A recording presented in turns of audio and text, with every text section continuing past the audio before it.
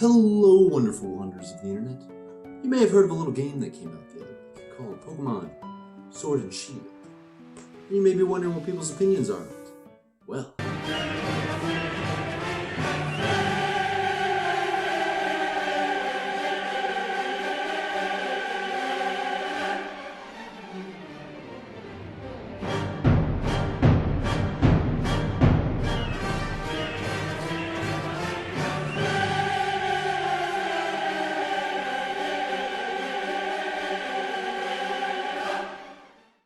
I like it.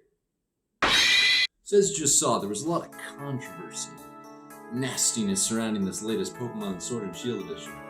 It's time to do what's right. Time to dig through all this muddled mess and figure out how good or how bad Pokemon Sword and Shield really is. So we're going to go through a quick history of all these rumors, leaks, and alleged lies, and figure out where the truth lies with it. To start off this whole controversy business, we had one of the most offensive things we see in gaming. Trees! Yeah, it's hideous, get it? Yeah. Nobody likes trees, obviously. Well, nobody likes trees that look like this. Yeah, okay, I admit, this tree is pretty ugly, and they compared it to the Breath of the Wild tree, right? And a lot of people are offended, saying it looks like an N64 texture and whatnot. But let me tell you about when you see this tree in the game. You see this tree when you enter the wild area. The big, sprawling, open fields where you can explore anywhere you want. Wherever you can see, you can go there. And wild Pokemon frolic freely, and there's just so much to do and explore. And when you're in this wild area, you're not going to be focused on a tree. You're going to be like, I want to go over there, I want to go over there, I want to go look at all these Pokemon. Whoa, Pokemon free camera, oh my gosh. It's going to be crazy. And you're going to love it. And the last thing you're going to be doing is like, huh, the tree's kind of ugly. Yes, but even a bigger issue than the tree was the national decks. In every prior Pokemon game, we'd catch all the mons, from Johto to Sinnoh to Kanto to Hoenn, they were all there. But in this new game, in an interview with UsGamer, they explained that they would no longer have all the Pokemon, stating that we already have well over 800 Pokemon species, and there's going to be more added in these games, and now that they're on the Nintendo Switch, we're creating it with much higher fidelity and higher quality animations. But even more than that, it's coming down to the battle system. So they talked a little about upping the animations, and they also mentioned this quote in Famitsu, saying, even during the development of Pokemon Sun and Moon, it was extremely difficult for us to bring along previous Pokemon. With the move to new hardware, it became necessary to recreate models from scratch. So, Pokemon had to scrap all the old models, recreate new ones, make new animations, and that's a lot of work, and they couldn't do it for all the Pokemon. Sounds fair. If I could throw in a little opinion here, I actually really liked having the Pokedex a bit smaller, because for the first time ever in a Pokemon game, I caught every single Pokemon. And I've played the game since Pokemon Red, so that's a really big deal. Why did I not catch them all in Red? Well, probably because I didn't have a link cable, and it was really hard to do that back when I was like 10. I don't know, I didn't get it. But yeah, now I can catch all the Pokemon and get the completed Pokedex certificate, and it felt incredible, and it was great, and now I'm excited for the next game. And it didn't take hundreds and hundreds of hours. And I know some people like those hundreds of hours. They maybe think that's dumb. Why don't you just complete the national decks or regional decks? Because the regional decks is usually about 400 Pokemon or so. And the answer is I could, but it doesn't feel as accomplishing. It doesn't feel like as big of a step forward and like I've really completed the game. So for the first time ever in Pokemon history, if you want to complete a Pokemon game, this is the one to do it. So you know how I mentioned how Game Freak was going to recreate those models and make some new animations for the new Pokemon Sword and Shield? Well, it came out on Twitter that a data miner who had an early copy of Sword and Shield before the game was released, that all these models were identical, and that they just took the models from Sun and Moon and plopped them right into Sword and Shield. Obviously, this got fans pretty upset, but this tweet was countered by another tweet, and they explained how they had 7 years of 3D animation and how this tweet was not to be believed, and they posted all this evidence and other stuff. So at this point, we have two pieces of evidence that contradict each other. So really, it's just depending on what you want to believe. Did these animations and models really affect the game?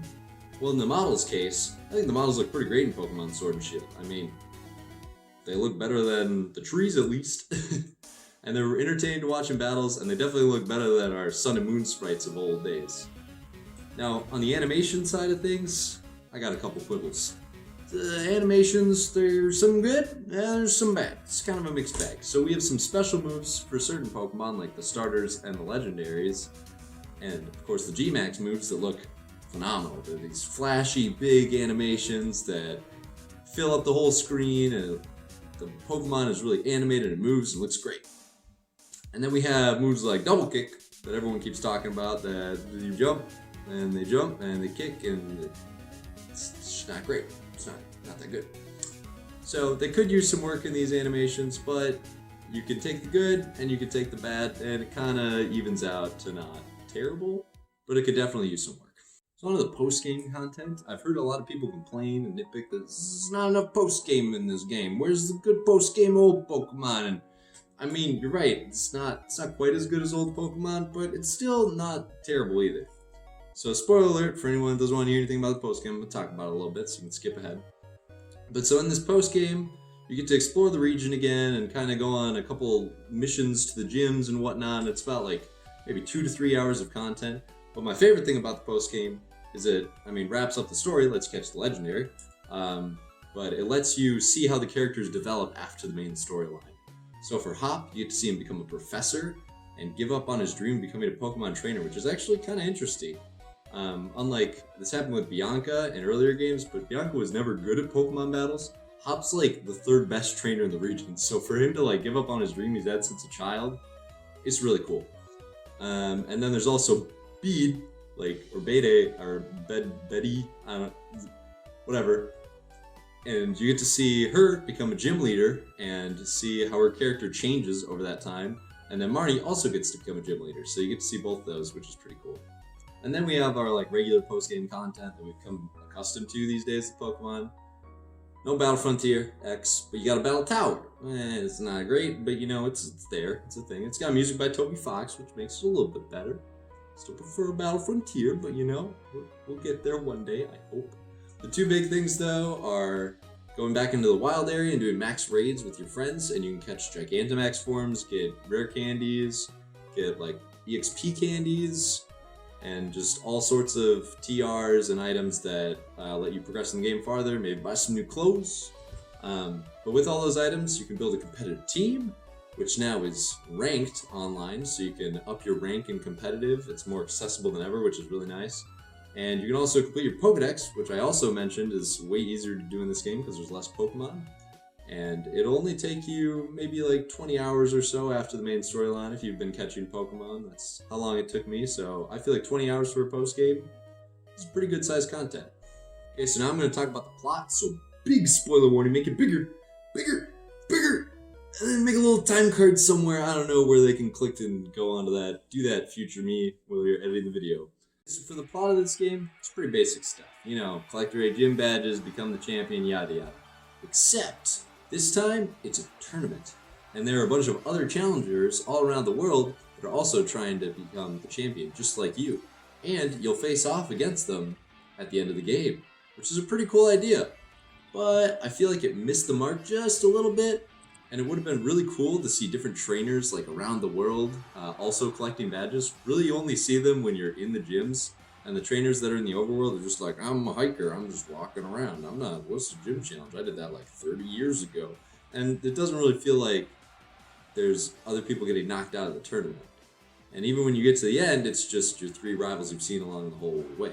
Which, don't get me wrong, those 3 rivals are really cool. It just would have also been cool to have seen a ton of challengers at the beginning, kind of wandering around on the routes.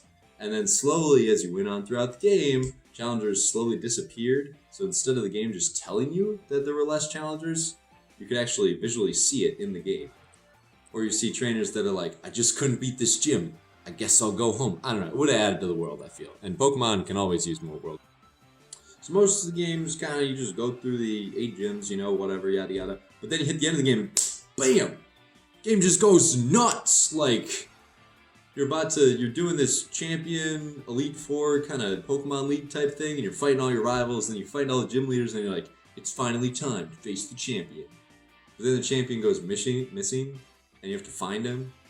and you have to battle these grunts that come out of nowhere, and are they evil? I think they might be evil. Why are they evil? I don't know. Oleana's just trying to protect their boss. I get it, that's cool. She's just a little crazy about it, and they try to make her seem evil, even though she's just doing her job. Like, I don't know, has a Pokemon villain ever just been someone doing their job? It felt kind of weird. And Rose, although as cool as he was, is a really odd character to me. Like, his whole shtick is that he wants to save the Galar region, and he wants to prevent an energy crisis happening in 1,000 years, so he wants to use this Pokemon called Eternatus to save the energy crisis in 1,000 years. So what does he do? He brings on the greatest cataclysmic disaster to ever be known in the Galar region, and it almost destroys the entire region in the process. But he does expect the champion to catch the Pokemon, so he's not doing it to destroy the world. It's just kind of a side effect of him trying to save it, which is weird, but it's a little more interesting than normal villain. Like, I just want everything to be as beautiful as me. It's weird. But Dr. Rose, President Rose, he's an interesting villain, and I do like him. He's just a little too dedicated to his goodness, and I guess it just goes to show that being too good is a character flaw. Alright, so we've muddled through all the negativity. We've cleared away all the hashtag Game Freak lied. Hashtag Game Freak lied. We've gone through all the bad tweets, all that. What's left now? All we gotta do is enjoy the game. So let me tell you what's great about Pokemon Sword and Shield. Oh, I've been waiting for this one. Yo, isn't it neat how the game has trainer stadiums all over the overworld, and you can see other people fight on them, like in the anime? Isn't it great how the third starter, instead of being left alone and forgotten, is picked up by the champion, and then you get to see him in the final battle fully evolved? Isn't it neat how your rival has 2 Pokemon versus your 1 at the beginning of the game when you battle him? And you realize, oh yeah, he picked the one this week against me, so I guess it doesn't really matter, but it's still really cool to beat 2 Pokemon against your 1. Makes you feel really strong. Isn't it cool how roaming Pokemon are back in the world? Makes the world look way more beautiful. Pokemon are easier to catch, areas are more fun to walk through because you don't get stopped by random encounters every step. And isn't the wild area freaking incredible? And you're gonna spend hours in it. It's just so fun. You can explore, go places, you can get items, you can go camping, and you never have to stop exploring because you don't have to go to a Pokemon Center because you can just camp, and then there's gonna be big strong Pokemon, they're gonna want to kill you, and it's gonna be crazy, and you're gonna scream, and it's gonna be scary, and the Snorlax is gonna body slam your team and KO them all, and it's gonna be great. You're gonna use Pokédolls for the first time ever. Isn't it just adorable, the attention to detail they sometimes put in these characters? Like the way Hop and Leon both smack their faces before the start of the battle. I just thought that was adorable, and it's like, oh, they're brothers, it's cute, I love it. Battles are way more fun than they should be, and they offer all kinds of funny shenanigans with friends, like using Wobbuffet or friggin' Magikarp, and I mean, they're way more fun than they should be. It's kind of ridiculous. And the music in this game, oh, the music in this game, let me tell you, the remixes just make the music even better than it was before. My favorites are Rose's theme, Gym Leader theme, Gigantamax Battle of Eternatus, Marnie theme, Bead theme, Battle Tower theme, Slumbering Weald. Oh, I could keep going all day, but I'll stop for now because I don't want to keep you all day. Isn't it cool the game actually has some sense of challenge when you get to the level spikes of both Leon and Hop, and when you fight the Dragon Gym, and it just seems like every move they have is super effective against your Pokemon, and you actually might struggle for the first time in the entire game. Isn't it cool how Bead is one of the best rivals ever? He might even be better than Gary. I mean, this man starts off as a sullen, dark, edgy character, and he doesn't care about anything. He was an orphan. Oh, I'm so sad. And I'm the best trainer, though. And then he, gets told off by Mr. Rose and is used by Oleana, and it's really sad. But then he gets taken in by a gym leader, and he suddenly becomes a sparkly-eyed fairy boy, and he's all happy and great, and he just goes from a jerk to a good guy. And I love seeing that character development. Isn't it cool when you get to see Leon throw the Pokeball, and it tries to catch Eternatus, and then it breaks, and he tries to protect you too, and oh, it's a great cutscene. Isn't it great when you see Professor Rose look down at his Pokeball, and he's all like, is it really worth the cost? Or at least that's what I hear him saying in his head, and it's this cool epic moment as he grips it tightly, and his face slowly contorts as he throws his Pokeball. Ooh! And the music is just, that battle, oh, gets me going. And last but not least, my favorite mon, Snorlax, is gonna Gigantamax form, and I'm all about it. It's the best game of the year, Sword and Shield. So if you didn't get my opinion from this video, I think Pokemon Sword and Shield are a pretty good gosh dang good time. Are they the best in the series? No. But if I had to rank them somewhere on a scale of best Pokemon to worst Pokemon, I'd probably go right up there or something. on that graph. And if I had to give them a score, I'd probably say like 7.5 out of 10. But essentially, if you've enjoyed Pokemon up until now, you'll definitely love Sword and Shield, and it's a great game to try out. And it's definitely the best Pokemon of the 3D Pokemon games that we've had so far. Yes, you heard it here. Better than X and Y, Sun and Moon, Ultra Sun and Moon, Alpha Sapphire, Omega Ruby, Pokemon Sword and Shield. It's better than them all. Thank you for watching, guys. I hope you enjoyed this more just me chatting video and less gameplay-y video and less long video, hopefully. And if you have any comments you want to leave below, I will check them out for sure and leave a like. And you could subscribe. I don't know. Let's get to triple digits, baby!